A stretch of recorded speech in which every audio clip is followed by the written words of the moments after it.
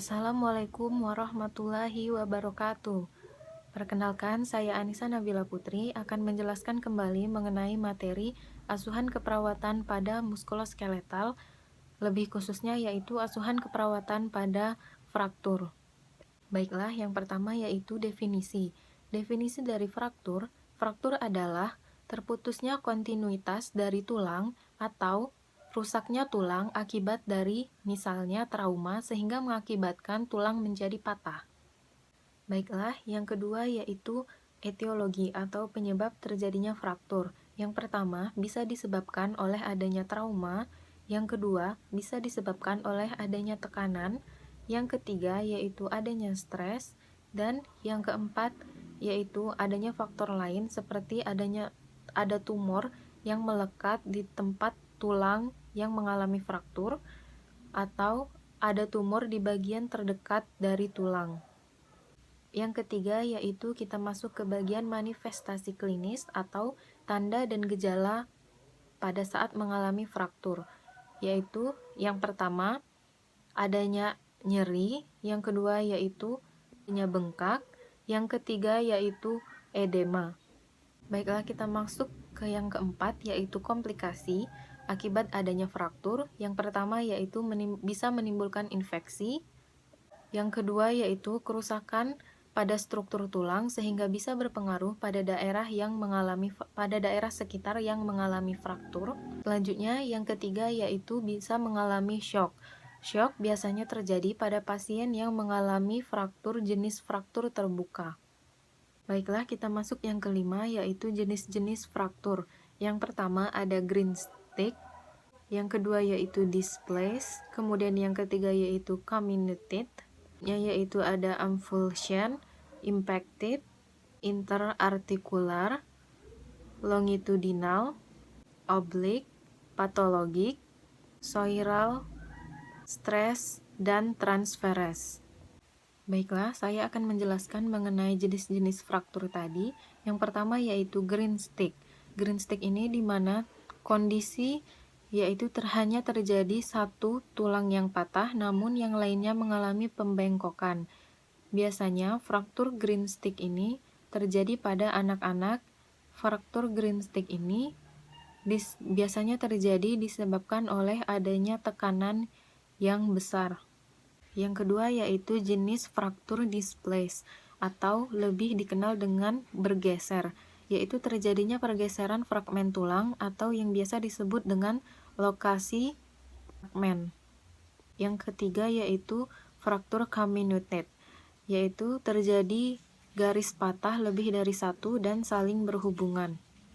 Yang selanjutnya yaitu fraktur avulsion, yang terjadi akibat adanya trauma tarikan atau traksi otot pada insersi tulang. Yang selanjutnya yaitu fraktur patologik, yang terjadi akibat adanya proses patologis tulang. Yang selanjutnya yaitu fraktur oblik, yang arah patahannya membentuk sudut ke arah sumbu tulang dan terjadi akibat trauma angulasi.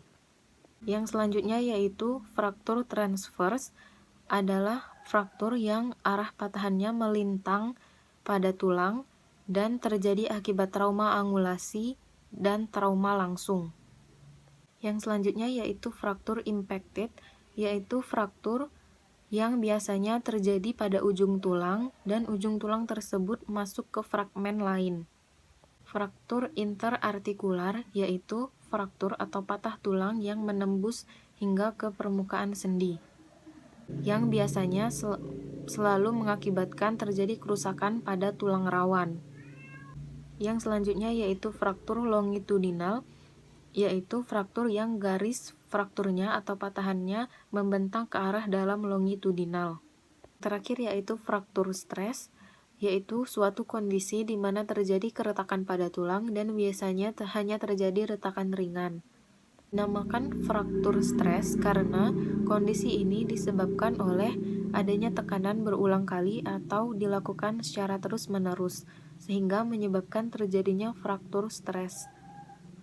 Baiklah, yang keenam kita masuki ke patofisiologi terjadinya fraktur atau perjalanan terjadinya fraktur. Dimulai dari etiologi, Berbagai etiologi tadi seperti adanya trauma, stres, dan adanya tekanan dapat menyebabkan terjadinya fraktur terbuka atau fraktur tertutup, sehingga menyebabkan kehilangan integritas tulang, lalu tidak stabilan posisi fraktur apabila organ yang mengalami fraktur digerakkan, sehingga fragmen tulang yang patah dapat menusuk organ sekitar, lalu muncullah masalah keperawatan gangguan rasa nyaman nyeri. Di masalah keperawatan tadi dapat menyebabkan sindroma kompartemen, keterbatasan aktivitas, sehingga terjadi defisit perawatan diri. Fraktur terbuka atau tertutup tadi dapat menyebabkan perubahan pada fragmen tulang, yaitu terjadinya kerusakan pada struktur tulang dan pembuluh darah, sehingga menyebabkan terjadinya perdarahan lokal. Lalu terjadi hematoma pada daerah yang terjadi fraktur, sehingga aliran darah pada daerah distal berkurang atau terhambat, lalu menyebabkan warna jaringan pucat, sianosis, kesemutan, dan nadi pun menjadi lemas, lalu menyebabkan kerusakan neuromuskuler, sehingga terjadi gangguan fungsi organ distal yang dapat menyebabkan terjadinya masalah keperawatan gangguan mobilitas fisik. Yang selanjutnya yaitu fraktur terbuka dapat menyebabkan terjadinya luka, sehingga terjadi masalah keperawatan gangguan integritas kulit. Lalu, fraktur terbuka tersebut dapat menyebabkan kuman mudah masuk sehingga timbul masalah keperawatan resiko tinggi infeksi. Baiklah, kita masuk ke materi yang ketujuh atau terakhir, yaitu intervensi keperawatan yang dapat dilakukan pada pasien fraktur. Yang pertama, masalah keperawatannya yaitu gangguan rasa nyaman nyeri. Intervensi pertama yang dapat kita lakukan yaitu pengkajian PQRST. Pengkajian PQRST ini dilakukan P yaitu provokatif untuk mengetahui apa yang menjadi penyebab terjadinya nyeri. Selanjutnya Q yaitu quality atau kualitas dari nyeri tersebut, atau bisa ditanyakan bagaimana rasa nyeri yang dirasakan oleh pasien.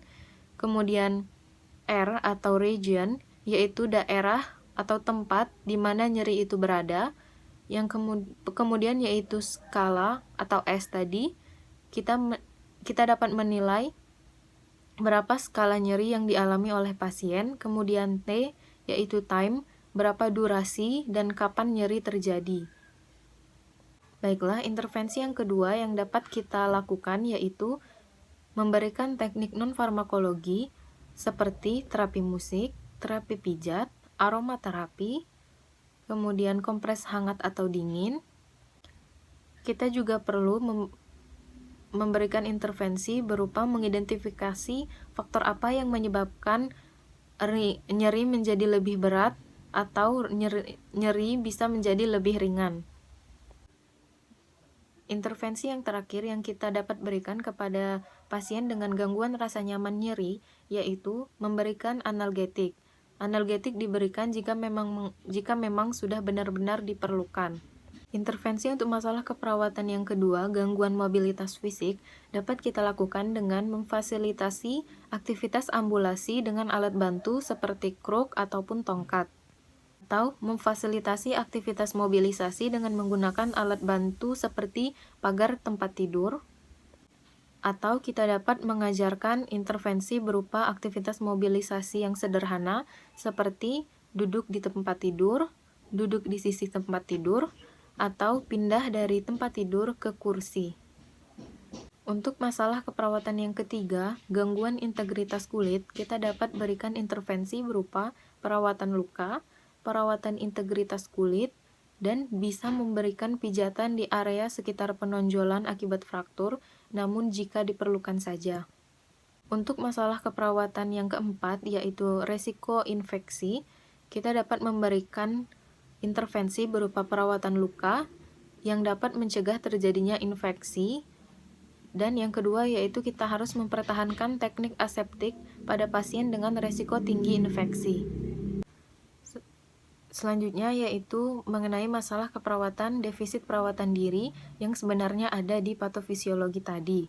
Kita dapat memberikan intervensi berupa mendampingi pasien saat melakukan perawatan diri dan tetap memfasilitasi kemandirian atau membantu pasien dalam mengembalikan kemandiriannya, dan kita bisa juga menjadwalkan rutinitas untuk melakukan perawatan diri untuk melatih kemandirian pasien dalam melakukan perawatan diri. Baiklah, itulah tadi yang dapat saya sampaikan. Mohon maaf Bu apabila terjadi kesalahan. Saya tutup. Wassalamualaikum warahmatullahi wabarakatuh.